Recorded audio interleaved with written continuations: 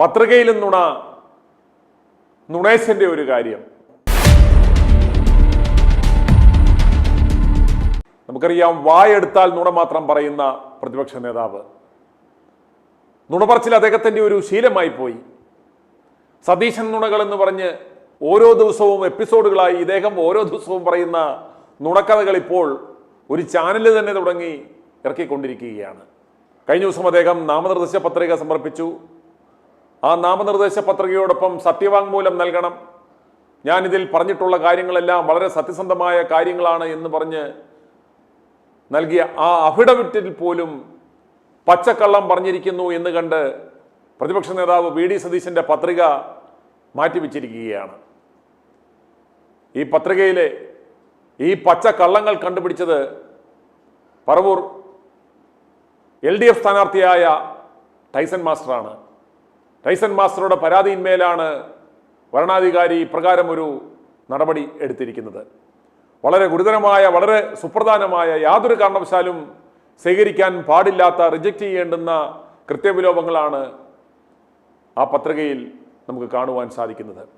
അതിലെ ഏറ്റവും പ്രധാനമെന്ന് പറയുന്നത് അദ്ദേഹത്തിൻ്റെ കൈവശമുള്ള സ്വത്ത് വിവരങ്ങളുടെ മൂല്യം വളരെ കുറച്ച്, ബോധപൂർവം ഈ മൂല്യം കുറച്ചാണ് അദ്ദേഹം കാണിച്ചിരിക്കുന്നത്. അതുപോലെ മുഖ്യമന്ത്രിക്കും സ്പീക്കർക്കും പ്രതിപക്ഷ നേതാവിനും അടക്കം എല്ലാവർക്കും വാഹനങ്ങൾ സർക്കാർ നൽകിക്കഴിഞ്ഞാൽ അതിൻ്റെ പരിപാലന, അതിൻ്റെ ഉത്തരവാദിത്തം അവർക്കാണ്. അതായത് അവർ യാത്ര ചെയ്യുന്ന വേളയിൽ എന്തെങ്കിലും ഫൈൻ വന്നാൽ ആ ഫൈൻ അടയ്ക്കേണ്ടുന്ന ഉത്തരവാദിത്തം അവർക്കാണ്. തിരഞ്ഞെടുപ്പിൽ മത്സരിക്കുന്ന സ്ഥാനാർത്ഥികൾ അവർക്ക് ഇപ്രകാരം ഫൈൻ ഉണ്ടെങ്കിൽ ആ ഫൈൻ അടച്ച് സർക്കാരിന് കൊടുക്കുവാനുള്ള എന്തെങ്കിലും കുടിശ്ശികളോ ബാധ്യതകളോ ഉണ്ടെങ്കിൽ അത് അടച്ച് കൃത്യമായി അത് ബോധ്യപ്പെടുത്തണം. എന്നാൽ ഇന്ന് രാവിലെ ആ വെബ്സൈറ്റിൽ പോലും നമുക്കൊരു കാര്യം കാണാം. വി ഡി സതീശന് പിഴ ഇനത്തിൽ അദ്ദേഹം നടത്തിയ ഗതാഗത നിയമലംഘനം അനുസരിച്ച് അദ്ദേഹത്തിന് നൽകിയ പിഴകളൊന്നും ഒടുക്കിയിട്ടില്ല. അദ്ദേഹത്തിന് പിഴകളുണ്ടെന്ന് വെബ്സൈറ്റിൽ നിന്നും മനസ്സിലാക്കാം. ആ പിഴ അദ്ദേഹം ഒടുക്കിയിട്ടില്ല. അതായത് സർക്കാരിന് കുടിശ്ശിക, സർക്കാരിന് കടമുണ്ട് എന്ന് അർത്ഥം. അതുപോലെ ഇദ്ദേഹത്തിൻ്റെ കൈവശം 35 ഗ്രാം സ്വർണമുണ്ടെന്നാണ് പറയുന്നത്. അതുപോലെ ഇദ്ദേഹത്തിൻ്റെ ഭാര്യയുടെ കയ്യിൽ 1128 ഗ്രാം സ്വർണമുണ്ടെന്ന് പറയുന്നു. എന്ന് പറഞ്ഞാൽ 146 പവൻ. ഈ 146 പവന്റെ മൂല്യം ഇദ്ദേഹം കാണിച്ചിരിക്കുന്നത് വെറും 46 ലക്ഷം രൂപയാണ്. നമുക്കറിയാം, ഇന്നലെ ഇദ്ദേഹം പത്രിക സമർപ്പിക്കുന്ന ദിവസം സ്വർണത്തിൻ്റെ ഒരു പവന്റെ, അതായത് 8 ഗ്രാമിൻ്റെ വില എന്ന് പറയുന്നത് 1,08,000 രൂപയായിരുന്നു. ആ 1,08,000 രൂപ പ്രകാരം ഈ 146 പവന് കാൽക്കുലേറ്റ് ചെയ്താൽ പോലും 1,57,72,000 രൂപയാണ് ഇതിൻ്റെ മൂല്യം വരുന്നത്. ഈ 1,57,72,000 രൂപ വരുന്ന മൂല്യമുള്ള, അതായത് ഇന്നലത്തെ മാർക്കറ്റ് വില പരിശോധിക്കാവുന്നതാണ്. അദ്ദേഹം നാമനിർദ്ദേശ പത്രിക സമർപ്പിക്കുമ്പോൾ ഒന്ന് വെബ്സൈറ്റിൽ അടിച്ചു നോക്കിയാൽ പോലും ഇത് കിട്ടുന്ന ഒരു സാധനമാണ്, അതിന് രേഖയുണ്ട്. അത്രയും മൂല്യമുള്ള ഈ സ്വർണത്തിൻ്റെ വില വളരെ കുറച്ച് 46 ലക്ഷം എന്നാണ് ഇദ്ദേഹം കാണിച്ചിരിക്കുന്നത്. അതുപോലെ ഇദ്ദേഹത്തിൻ്റെ പ്രൊഫഷൻ അഭിഭാഷക വൃത്തി ആണെന്ന് പറഞ്ഞിട്ടുണ്ട്. എന്നാൽ ആ അഭിഭാഷക വൃത്തിയിൽ നിന്നും ഇദ്ദേഹത്തിന് എത്ര വരുമാനമെന്ന് പറയേണ്ടതായിട്ടുണ്ട്. ഇനി അഥവാ അദ്ദേഹത്തിൻ്റെ അഭിഭാഷക വൃത്തിയിൽ നിന്ന് വരുമാനമില്ല എങ്കിൽ ആ കോളം ഒഴിച്ചിടാതെ കൃത്യമായിട്ടും അഭിഭാഷകനാണ്, പക്ഷെ അതിൽ നിന്നും വരുമാനമില്ല എന്ന് കൃത്യമായിട്ട് ആ കോളം ഫില്ല് ചെയ്യണം. അല്ലെങ്കിൽ അത് പത്രിക തന്നെ തള്ളാവുന്ന തരത്തിലുള്ള ഒരു കൃത്യവിലോപമാണ്. എന്നാൽ അദ്ദേഹം അതിൽ യാതൊന്നും പറഞ്ഞിട്ടില്ല. അതുപോലെ കൃത്യമായി സോഴ്സ് ഓഫ് ഇൻകം വ്യക്തമാക്കണം. ഇദ്ദേഹം അപ്രകാരം ഇദ്ദേഹത്തിൻ്റെ ഈ സോഴ്സ് ഓഫ് ഇൻകം എന്താണെന്ന്, അതായത് പ്രതിപക്ഷ നേതാവ് എന്ന നിലയിൽ ലഭിക്കുന്ന വരുമാനം എന്ന് മാത്രമാണ് പറഞ്ഞിരിക്കുന്നത്. അന്നേരം കൃത്യമായിട്ടും ഇദ്ദേഹത്തിൻ്റെ ഈ ഇൻകത്തിൻ്റെ സോഴ്സ് എന്താണെന്ന് ആ പറയുന്ന ബന്ധപ്പെട്ട കോളങ്ങളിൽ പറയണം. അത് ഫില്ല് ചെയ്യപ്പെട്ടിട്ടില്ല. അതുകൊണ്ട് തന്നെ റൂൾസ് എ പ്രകാരം ഇദ്ദേഹത്തിൻ്റെ പത്രിക യാതൊരു കാരണവശാലും സ്വീകരിക്കാൻ സാധിക്കത്തില്ല. ഈ പത്രിക തള്ളുക തന്നെ വേണം. എന്നാൽ ഇന്ന് 3 മണിക്കത്തേക്ക് ഇരു കൂട്ടരോടും വരണാധികാരി രേഖാമൂലം തങ്ങളുടെ വാദങ്ങൾ സമർപ്പിക്കുവാൻ ആവശ്യപ്പെട്ടിരിക്കുകയാണ്.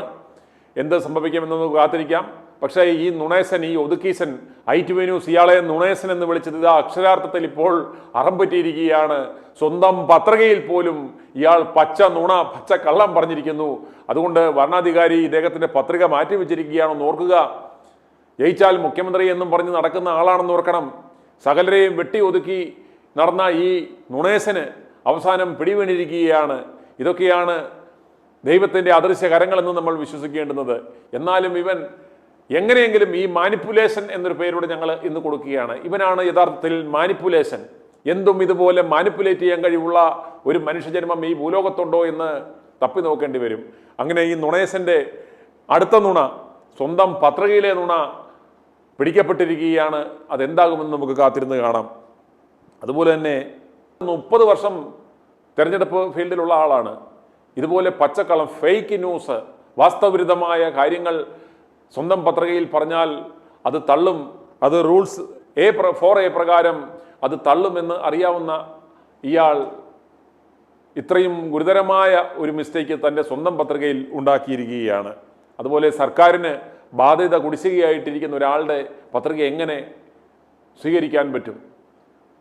ഭരണാധികാരിയെയോ അല്ലെ സംവിധാനത്തെയോ ഇയാൾ എങ്ങനെയെങ്കിലും മാനിപ്പുലേറ്റ് ചെയ്ത് തൻ്റെ പത്രിക അംഗീകരിപ്പിക്കുവാനുള്ള ശ്രമമാണ് വി ഡി സതീശൻ നടത്തിക്കൊണ്ടിരിക്കുന്നത്. പ്രിയമുള്ളവരെ, ഇത്രയും ഗുരുതരമായ അദ്ദേഹത്തിൻ്റെ പത്രികയിലൂടെ ഓടിച്ചു നോക്കുമ്പോൾ കാണുവാൻ സാധിക്കുന്ന ഏറ്റവും സുപ്രധാനമായ മിസ്റ്റേക്കുകൾ ഇത്രയുമാണ്. ഇത്രയും ഗുരുതരമായ കൃത്യലോപം നടത്തിയിട്ടുള്ള മിസ്റ്റേക്കുകളുള്ള ഒരു പത്രിക എങ്ങനെ സ്വീകരിക്കാൻ പറ്റും? ആ സമ്മർദ്ദത്തെ തുടർന്ന് ഭരണാധികാരി അത് സ്വീകരിക്കുമോ എന്നാണ് നമ്മൾ ആകാംക്ഷാപൂർവം കാത്തിരിക്കുന്നത്.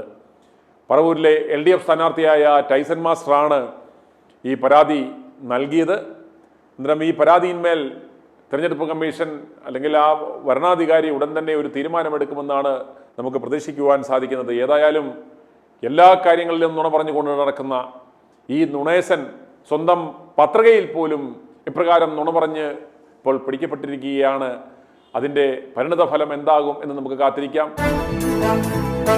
i2i News, an eye for truth. i2i News subscribe ചെയ്തിട്ടില്ലാത്തവർ ഇപ്പോൾ തന്നെ സബ്സ്ക്രൈബ് ചെയ്യുക. നോട്ടിഫിക്കേഷൻ ലഭിക്കുവാൻ ബെൽ ബട്ടണും അമർത്തുക.